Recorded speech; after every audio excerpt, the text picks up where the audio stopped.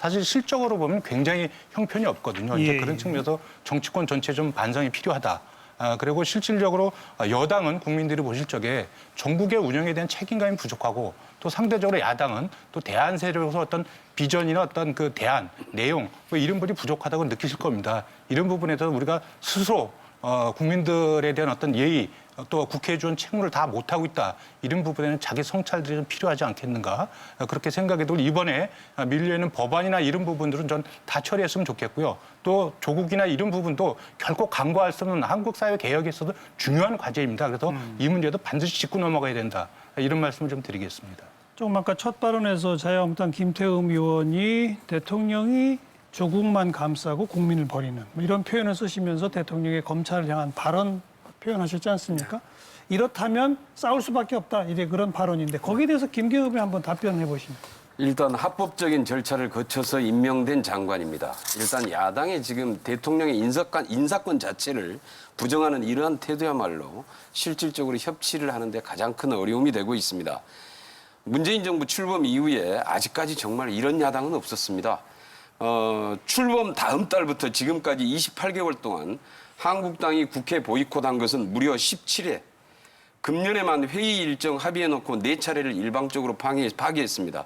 얼마 전에는 자유한국당 소속의 국회 부의장이 사회권을 가지고 일방적으로 본회의를 중단시켜버렸습니다. 자당의 의원총회를 위해서. 이런 식으로 국회를 운영을 하면서 이게 계속 여당 탓으로 몰아붙이는 것은 전혀 맞지 않는 문제고요. 최소한의 이런 데 있어서 국회가 해야 될, 열어놓고 기본적으로 해야 될 국회에 임하는 자세가 돼야지 거기에서 의견이 다르고 아무리 어떤 거기에서 부딪히는 쟁점들이 있더라도 합의해 나갈 수 있을 것 같습니다. 저는 오늘 두 분하고 대응을 해야 될 것 같은데요. 첫째 우리 이정미 의원님께서 얘기한 국회에서 주국주국 한다는데 해야죠. 국회가 뭡니까? 법무부 장관이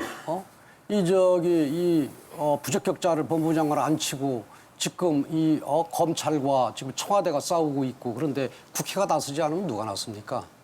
그리고 또 합법적인 그런 청문회를 거쳐서 합법적으로 장관을 임명했다고 그러는데 인사권? 인사권 얘기하는데 지금 청문회에서 수많은 그런 도덕적인 거나 아니면 법적인 거나 문제점이 나왔고 또 국민들 대다수가 그쪽이 좋아하는 여론조사에서도 적격하지 않다고 나왔고 이런 사람을 그리고 또 수사 대상인 사람을 장관으로 앉힌 사례가 없습니다. 이게 무슨 합법적이라고 지금 얘기할 그런 문제가 저는 아니라고 보고요.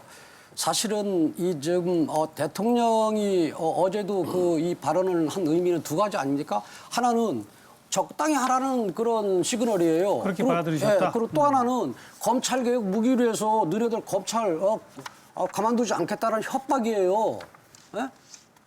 이렇게 지금 대통령이 나서서 그리고 지금 지금 여당과 또 총리 전부 나서서 지금 이 검찰 때리게 하는 나라가 어디가 있습니까? 어떻게 받아들이셨어요? 네, 조국